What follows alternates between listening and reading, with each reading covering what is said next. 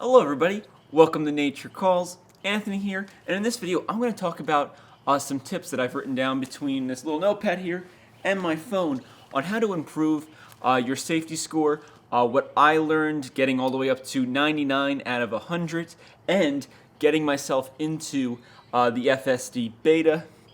So I think I have at least some sort of idea. I'm also going to throw in at the end of the video some really odd situations that would and wouldn't make me lose safety score points. Again, this is something that Tesla knows about the safety score, and they are saying it's an ever-evolving thing, and that they will they're improving on it as time goes by. But that still doesn't mean you shouldn't try to get the best score possible. And understanding the fundamentals of the score and how it works, and just my little things that I've noticed personally that paying attention to in my driving helped improve my score. Hopefully these things help you out and help you get a high score as well, which may either get you into the FSD beta program, make you a safer driver, or save you on Tesla insurance if that's offered in your area. I personally don't have it, but with all that, let's get started. So, number one, and probably the most important, read Tesla's directions on how the safety score is calculated. So, under your safety score, section of the Tesla app, it actually gives you a breakdown of what they're looking for. They're looking for collision warning, hard braking, aggressive turning, unsafe following, forced autopilot disengagements, things like that. They give you a description of each one and what they're looking at in each one. They give you driving tips and indicators on your overall performance. Pay attention, to these if you're trying to, get your score as high as possible. Should also let you drive, or make you drive safer. A little debatable to me because you really feel like your grandma sometimes. With that though, one of the things I noticed that got me a much higher score was preemptively regenerative braking. So when you're coming up to a light and you see that it has turned red, don't wait until the last minute to let off the accelerator and have the car regen brake and then end up having to hit the brake at the end. Slowly let your foot off the accelerator, so the car can slowly coast, to a stop. Obviously, do it within reason, in respect to the people behind you. But I really didn't have a problem with this as long as I was making sure that I was paying attention to my surroundings and doing this at every light, every stop sign, every time I had to slow down to make a turn. That helped me save my score. It helped me not lose points to lower my score, and I think it's one of the major factors on how I got a 99 out of 100, besides the fact that I read Tesla's directions on how the safety score was calculated. Because if you're coming in too hot with too much speed, it's going to make you turn aggressively. It's going to make you brake aggressively. It may even make you get too close to another vehicle, and Tesla is not going to like that. Number three is I personally like 3 to 4 car spacings on the autopilot setting.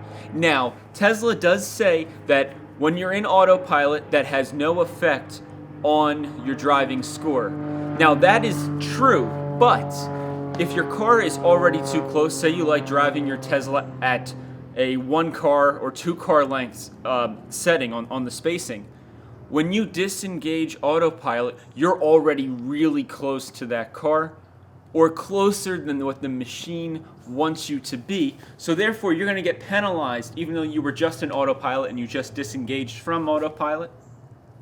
So with that, I would keep it, or I personally kept mine, at 3 to 4 spaces, depending on the situation. 4 if I'm stuck behind a big old dump truck because I don't want rocks to kick up and hit my car. 3 basically for any other situation.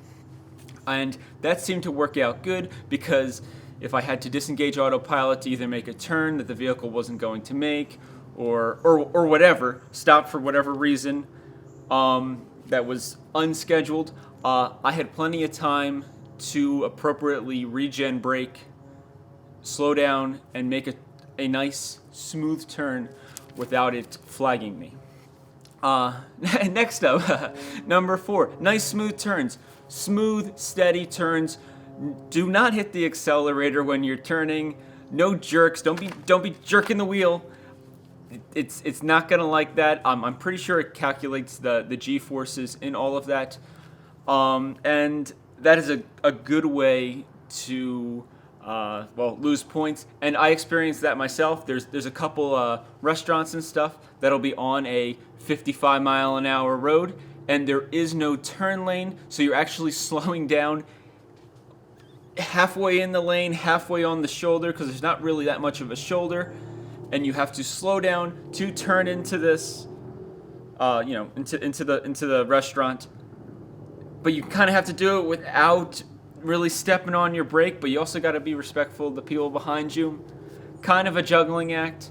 Also kind of one of the annoying things about the safety score, because it's like, wait a second here, you don't understand this situation. But that's just one of the instances that I ran into that caused problems. But if you can plan it out or really preemptively look out, okay, I got to make a turn here, make sure I have plenty of space to do that, and get it done. Next up is staying off people's back ends, especially in New Jersey here. The further north you go in this state gets incredibly aggressive, and if you aren't aggressive, it's probably more dangerous than being aggressive, but because people will just cut you off. If there's a car length, or maybe not even a car length, they will cut in front of you. Half the time they'll go slam on their brakes for no apparent reason, because then after they cut you off, they realize that they're way too close to the next person, because they basically almost rear-ended the person they cut in between you from. It's a disaster. They're terrible drivers, especially in North Jersey. Not all of them, most of them. So with that, you really got to pay attention to not being up everybody's butt, because Tesla does not like that, and you definitely lose points from that. From my experience, the first day with the safety score and everything, after I downloaded the APK, because I have an Android phone and Google hasn't released the next version of the Tesla app that actually has a safety score for Android users, so I actually had to download an APK to make the safety score pop up, because Google's being Google. I actually got a 53 one day. So I have learned a lot to make my way all the way up to an average of 99. Next up is do not engage autopilot and then 10 seconds later disengage autopilot. You will get flagged for that. It is in the safety score calculation. It's listed on the Tesla thing. You can't just keep turning autopilot on and off. Turn it on, leave it on for a few minutes. You got to plan when you want to use your autopilot. So at the end of this, kind of like I said in the beginning, drive like grandma and you should probably be fine. It kind of sucks. The car is very capable. So we'll see how this evolves in the future. At this point in time, even if they do set up Tesla insurance for New Jersey, I don't intend to switch. Partially because, the safety score thing is, it's fine, but it's not great. And my current insurance is literally the same amount as driving with like a 97 average for Tesla insurance from the information that I've seen online so far, so it's not really worth my time. With that though, let's talk about some interesting stories. One involves this garage. The Model Y is out right now. It's supposed to be like right over here. Interestingly enough, on this side of the garage, if you start getting too close, now we're talking within like 20 inches of hitting something, the car thinks that the back wall is a tractor trailer, and it freaks out about it. And every time, that was a little loud, you get busted for too close following. I am inside my garage. We have since resorted to making sure that the vehicle, when the sensor first pops up with it being like 30 inches away, it's time to hit it in park now. We definitely don't get closer than 20 because then it pops up thinking it's a tractor trailer or a box truck and it freaks out about it. On this side, absolutely no problem. Maybe because the physical wall is even further away. I don't know, there's some other stuff. There's not like a workbench over on this side of the garage. So maybe that has something to do with it. I don't know. Kind of interesting. On another note, though, I gave some people test drives in my Model 3 that were interested in getting Model 3s or Teslas in general, but I just happened to have my Model 3 that day. And of course you have to show people, how well the car accelerates. It's a major selling point. It was a major selling point of gas vehicles years ago, especially if you go from a nice quiet street to a busy, 2-lane road and, you're going from 15 miles an hour residential to 45 or 55 miles an hour. You need to be able to accelerate if you're going to get out, do it safely, reasonably. Otherwise, you're just going to be stuck there. Most of the roads around here don't have traffic lights. They barely have stop signs. So acceleration is important. Believe it or not, I did some acceleration tests on the highway with the people interested in buying Teslas. On ramp at 30 miles an hour to at least the speed limit, as quickly as the car can go. Accelerator to the floor.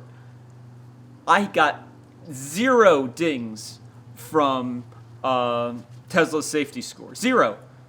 Which was great, but at the same point in time, I thought it was measuring G-forces and stuff, but that doesn't seem to be the case. Yes, maybe I'm skirting in between some of their rules and stuff, but I thought that this was interesting to mention. I'm glad it didn't ding me because that would have been kind of annoying since, I was showing, their product off because I really love this car and all the other cars fantastic too.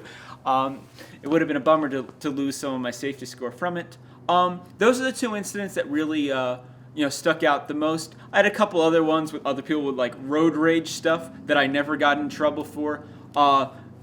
Me, following the rules of the road, and people like cutting up shoulders and stuff, and me not letting them in because they're intentionally cutting up shoulders just because they want to be a jerk, not because they got lost, like they intentionally did it.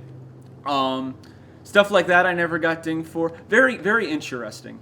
I'd love to see how it kind of works its way out. Like, hopefully Tesla can really figure this out in the long run because it could probably be a good thing. Until then, though, I will. I'll stick with my own insurance and try to keep my safety scores as high as possible, and hopefully share with you some FSD content. Okay, so that about wraps it up. Thank you so much for watching. If you have any questions, let me know in the comment section down below. I'll try to answer them. I don't know how much of this is, driving's driving, but it's definitely like a regional thing. Safety score is not a regional thing, but I'm sure people out in like the Midwest probably have better driving scores than most of us on the coasts because people seem to be they're crazier. They're crazier on the coasts of this country. It seems like, but who knows? So again, thank you for watching. Please like and subscribe, and as always, have an excellent day.